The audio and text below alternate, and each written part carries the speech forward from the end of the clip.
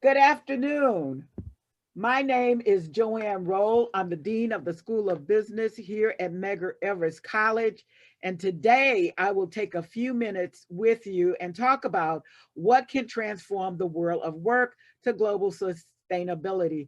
I just want to say I want to bring you greetings from our school president, President Rudy Crew, and our provost, Augustine Okareki. You see on the slide my colleagues who have worked this work with me.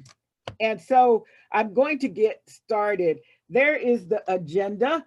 And we did a paper earlier this summer on the same title topic, what can transform the world of work to global sustainability. And so that's what I'm going to be presenting to you.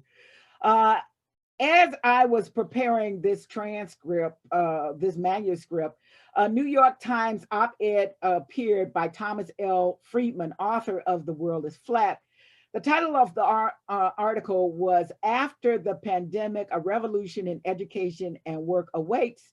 In our papers and publications long before the pandemic, we discussed growing concerns of widening income inequality, the need for a shift in a paradigm from preparing job seekers to preparing job creators, and advocacy for technology as a transformer of work culture from the bottom of the social pyramid up.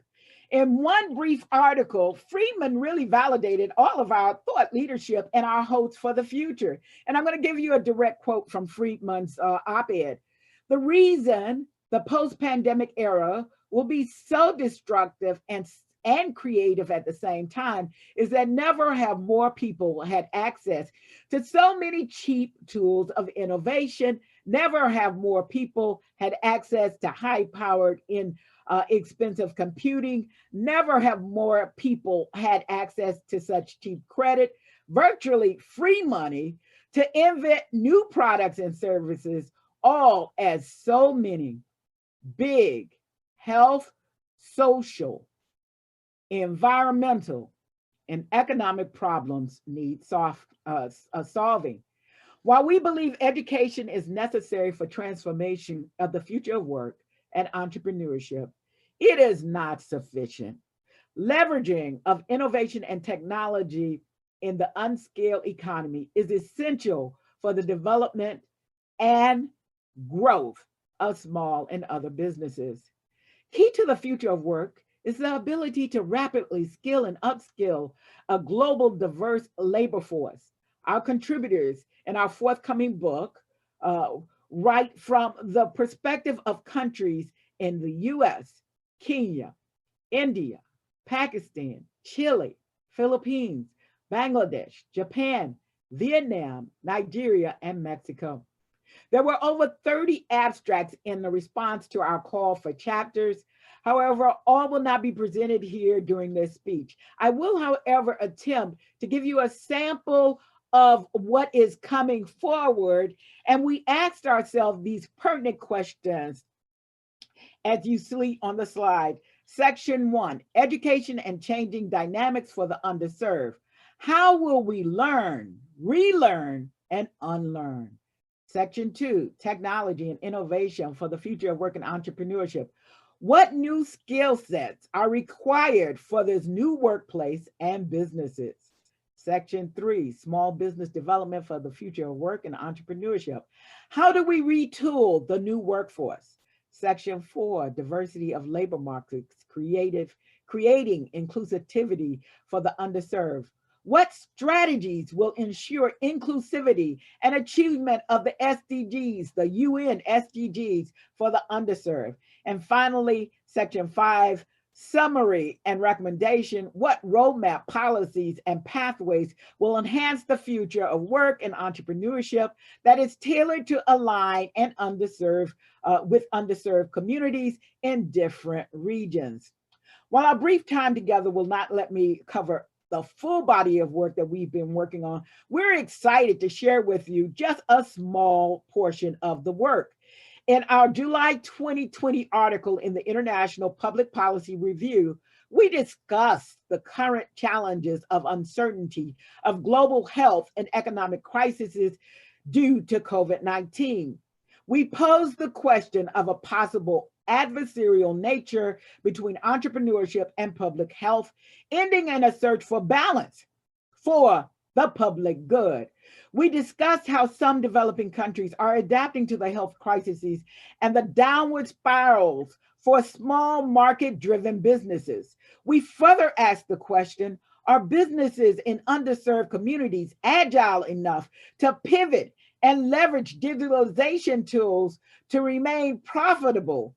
Our concluding recommendations really talk about how we are going to impact that pyramid of getting a greater equality and a greater society, improved society for all. But first, let's talk about education, as in most of us are educators here in this venue and this conference. And we'll talk about education in the context of the changing dynamics for the underserved.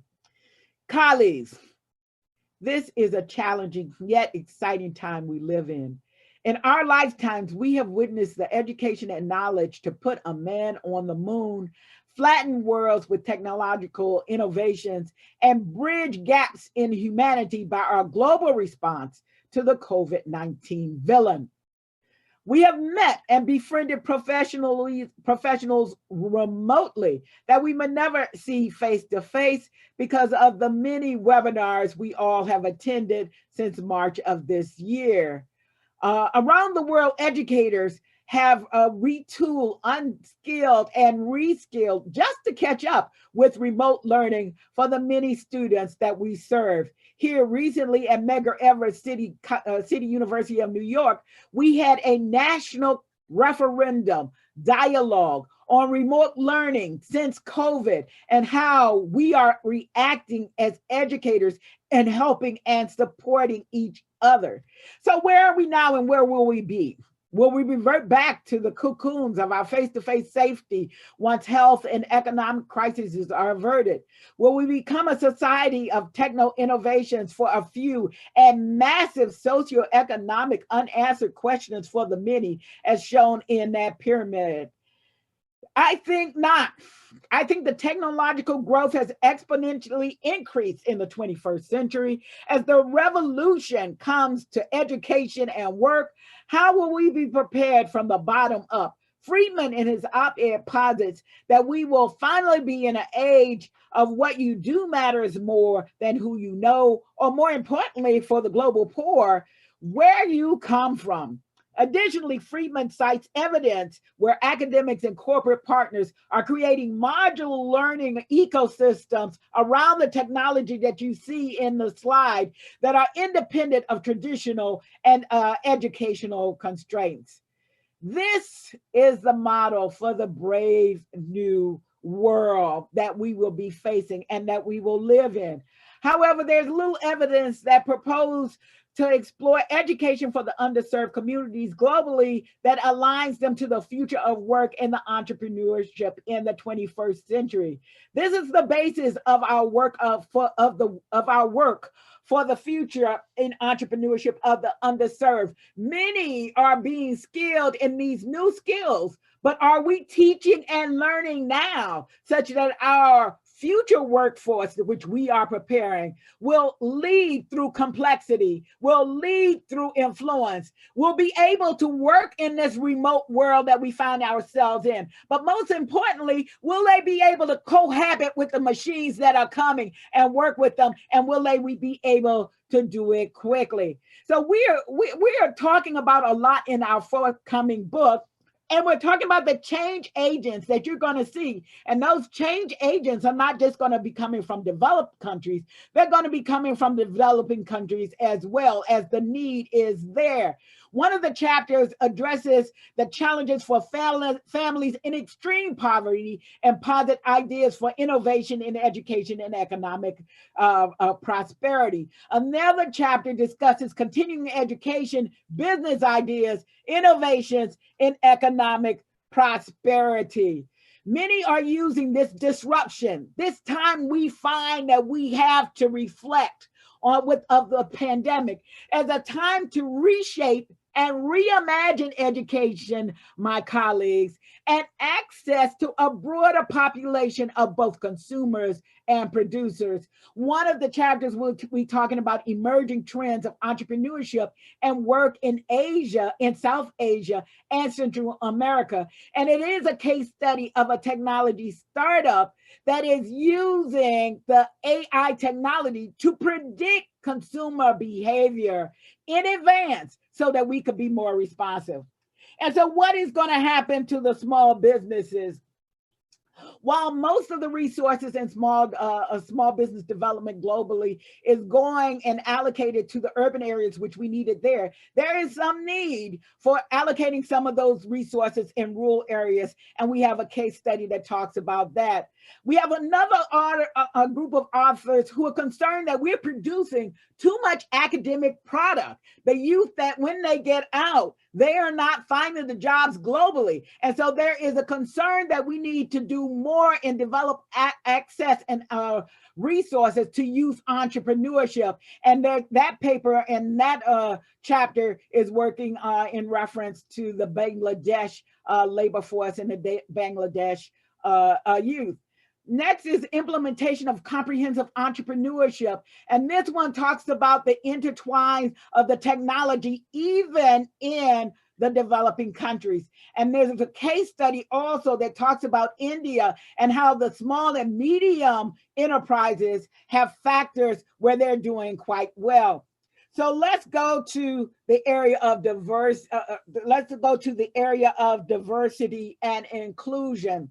And so of our labor markets and creating more labor that is diverse. In the chapter, Immigrant Labor, Entrepreneurial Education and the Future of the Workforce in India, Pakistan, and Bangladesh. They cover the whole region. They talk about the immigrants. They talk about the seasonal workers, and they talk about the need for social justice and getting fair wages for those seasonal workers, for fair social justice policies that need to be implemented. And so as I come to my close and my summary, while all the chapters from the forthcoming book could not be discussed, I hope you have enough of a sample, to whet your appetite for the forthcoming book. And the first area is that post-COVID education will transform. It is transforming in both urban and rural areas globally, sometimes swiftly, sometimes slowly, but it is transforming. 2, the change of pace of the technology is requiring upskilling and reframing of training of the worldwide labor force. The challenge will be how to give access to skill adjustments to those who don't have access to education, training, or technology. 3, development of small entrepreneurial businesses focus on youth, women, and other areas for socially just strategies. Number 4, ecosystems, and this is key. No one area can do it alone. My colleagues, we must bind together. New ecosystems for government, corporate, academic, and community partnerships will replace the silo strategies of the past. They won't work. They have never worked. Humanity can, will, and transform to a better tomorrow as we all, as stakeholders, work together for increased productivity. Labor will rise through entrepreneurial pursuits, and the middle of that pyramid will become broader that I showed you before. We believe this discourse will trigger other conversations that will ensure attainment of the UN SDGs and inclusivity for underserved communities globally. Thank you, and I do thank you.